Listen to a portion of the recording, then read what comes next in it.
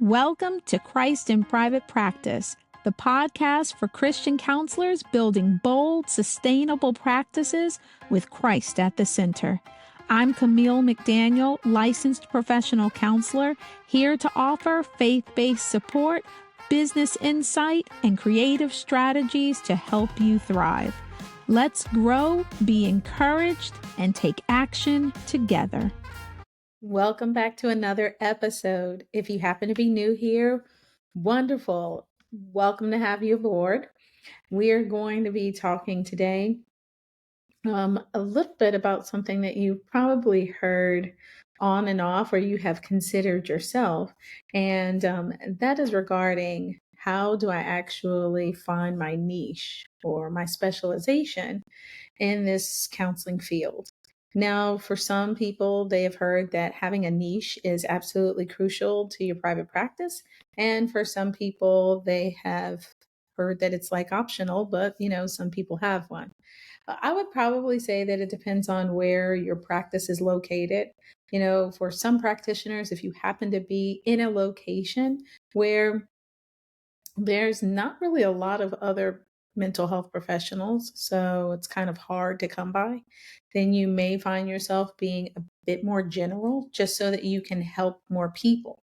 In areas that seem to have a lot of mental health professionals in them. I mean, literally, you could throw a rock and hit like 20 mental health professionals, right?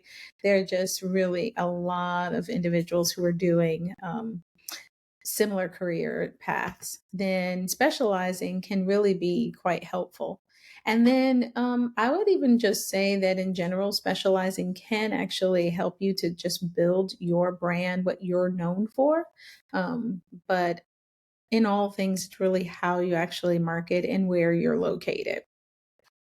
If you happen to be someone who, which we have this happening more and more now, people who happen to be licensed in more than one state, it actually can help you to be specialized, to kind of carve out your slice of the pie, if you will, and what you're known for in different areas. So we're going to kind of just talk about how do you actually even do that? Because it's not always easy for some of us. We have been able to do that, and for others it just really feels kind of overwhelming. Where do I start? How do I go about it? How does all of this work within Christian counseling? And so we're going to kind of take a look at that today, and how this is going to kind of essentially help you to define not only like your niche, but who's the ideal person that you feel led to serve. Um, and it also can help you to avoid burnout. So you're not finding yourself marketing for every single different mental health challenge that is out there. Because for the different mental health challenges, there are different referral sources and there are different ways that you need to market and different groups you need to market to. That could kind of all burn you out. I mean, you are one person. So unless you have a team of people working behind you, then it can be very helpful to start really with just a couple of key specializations. And, as we talk about that, let's just dive right on in and look at, where do we get started then? So with prayer, and just spending time with the Lord, you want to be able to identify what are the strengths that he has given you. What are the gifts and talents? Like, what areas are you finding yourself really, really passionate about? What do you feel that the Lord has just gifted you to just be just rocking and rolling in that lane? And that lane could be children and teens, that lane could be trauma work, that lane could be couples or addictions. But What do you feel drawn to when you happen to be working with individuals who are needing help in their lives? So just kind of reflect on your own personal experiences. If you have been in the field for some time now, you might be at a place where you're having to kind of pivot. You know, we have a lot of transitions no matter how long we have been in private practice. Maybe your life has changed and now you're thinking about where you feel led to serve at this time in your life. But we want to kind of take a look at it from the standpoint of reflect on just your experiences, reflect on how that has shaped your counseling approach, reflect on where you feel most energized and where you feel most drained. If you happen to be new to the field of counseling and new to private practice, and the idea of even specializing in certain areas, certain challenges with certain populations, then in the time that you were in graduate studies or in your internship, what challenges really seem to intrigue you? Or what things did you hear your classmates working on that really seemed to be exciting to you? So that's what I would use just as a foundation. First, go to the Lord in prayer. Next, you want to be able to look at what kinds of passions, gifts, talents He has given you and start to look and reflect over your life and over your experiences working with other individuals and what comes up for you. So, as you're using your faith and you're using your experiences, it starts to guide you into identifying areas where you just feel most called to serve. Before we dive back into today's episode, I know it can be overwhelming finding business support that truly aligns with your values. Maybe you're skeptical and aren't sure who to trust. I can understand that. I've been a licensed professional counselor since 2005 and in private practice since 2010. At Christ in Private Practice, we offer customized web design, blogging, copywriting, and business consultation tailored to your practice needs.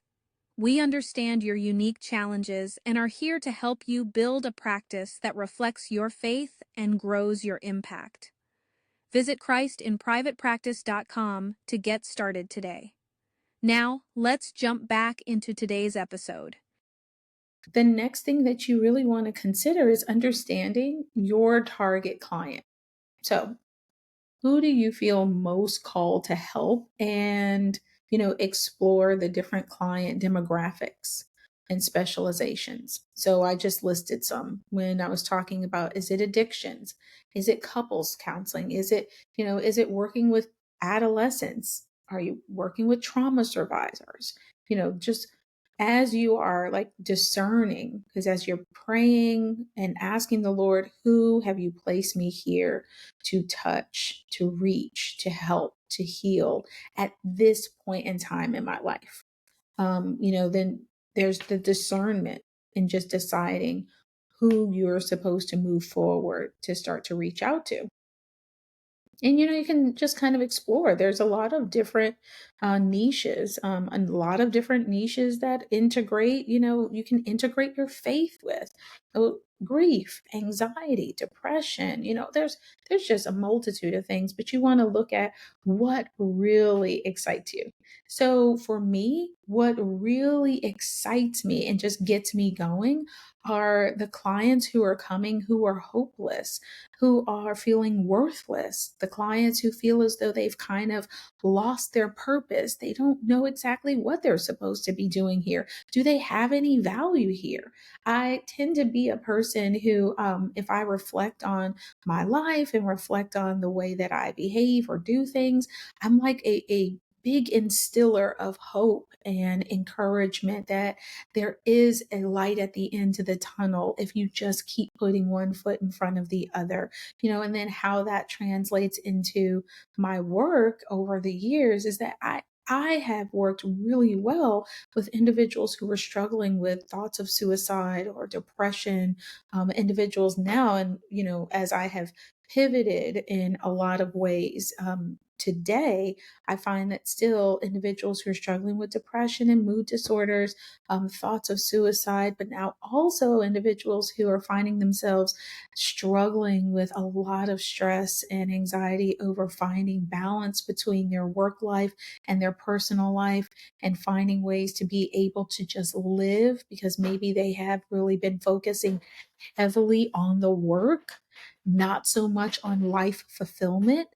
Um, it just energizes me to know in to be able to integrate Christ-centered, counseling into their experience. So these things then that light me up, I get excited. I feel really recharged and rejuvenated working with these clients, and also some other specializations as well.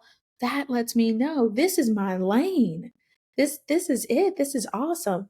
I have another I'm pointing this way because I'm in my office and their office is right down the hall. But I have another clinician in the practice who's a buddy of mine, and they are a rock star when it comes to trauma. And I have mentioned this in other episodes, it's very interesting just how, our specializations and what we are called to do at this point in time in our lives, how that works.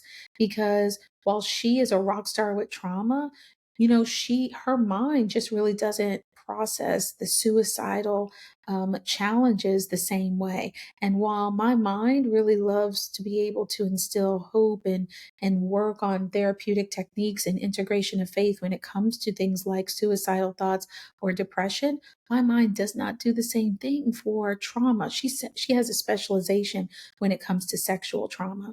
And my mind doesn't necessarily work that way. And I don't believe that my gifts and talents have me in that lane the way she's in that lane, and so you want to really be able to see, like, okay, where do I start to notice that I am actually, like, kind of getting excited, and it's like a light shines when I think about helping certain individuals through certain challenges. It helps you. Like, here's something else to think about. You stand out when you have a specialization. This is the thing that you can build the deeper expertise on, and you can build trust within your referral base or with your client base. You become a known for the thing. Your name is attached to then something much more specific. So when you are able to do that, you can then narrow down your marketing materials so that when you advertise with a clear message that, like, is targeting certain challenges. And that actually can increase the number of individuals who come to you. You become known for helping in this area. So people don't have to really guess. Now, here's some ways also, we talked about prayer. When we're talking about, here's some ways to kind of like define your specialization and your niche. We talked about your gifts, your talents, what excites you, your natural personality, and what you notice you find yourself kind of like leaning toward. How does your mind process these different challenges, and then the interventions, the therapeutic interventions? Start taking an account of all of that. And you can actually start with something like very broad. So you might start with something like saying stress. And then you can start to narrow it down over time. So it might be individuals who are experiencing workplace stress, or it might be working with the athlete who is experiencing performance based stress, right? You don't necessarily have to go super, super niched, but you can actually just narrow it to the overall umbrella of stress. And then as you start working with and talking about how you help people deal with stress in their lives, and how stress can impact their lives, and ways that you help them to, regain control over their stress and coping skills, then you might start to notice that, you know, I really, really seem to love and be rocking and rolling when I'm working with athletes and performance, or, when I happen to be working with new moms and being able to transition into that stage of life with less stress, or, whatever, fill in the blank, right? You can also look kind of to see, the thing that I feel really passionate about, does that seem to be a big need, in the marketplace? Because we can narrow down too much to the to the point where, well, there's maybe some people who need that help, but there might not necessarily be a ton of people who need help in that area, which can then make it a little bit difficult to build your practice. So an example of that might be, again, if we go along the lines with talking about stress. So, yeah, you may help individuals with stress, but then if you decide that you want to go a little bit further and you're like, I want to help the artist who rides unicycles for a living and deals with the stress of marketing their art. It's like, okay, there are individuals who are artists, and I guess there are some artists who ride unicycles, but that is probably not a really big population as far as individuals who are artists, ride unicycles, and need counseling for stress related challenges. So we want to make sure that we are not going so narrow that we really kind of kick ourselves out of the market for helping people, but we don't have to go so broad that we feel overwhelmed. So it can help to do a little bit of marketing research. You can look online just to see, what are the most common things that people find themselves stressed over, and which populations or age ranges seem to be experiencing the most stress in this particular time or this particular year. So you can do a little bit of research yourself that will then help you to be able to kind of refine your message and all of that, You kind of want to also, as we are like thinking about how to niche ourselves and specialize, you want to be able to overcome fears of like limiting your client base. So I know that for some people, if you think about, oh gosh, if I actually get a specialization, what about the people that I'm not going to help? I don't want to have to turn people away. That could cause me to have a decline in income in my business, and addressing all those fears about like limiting potential clients is going to be really important. So, being niche focused doesn't mean that we have to turn people away. um, it really just means that we are going to be instead attracting the right client for what we can do. The person who is going to get the most out of the experience with us may be the individual under this specialization that we offer. So don't ever be afraid of that.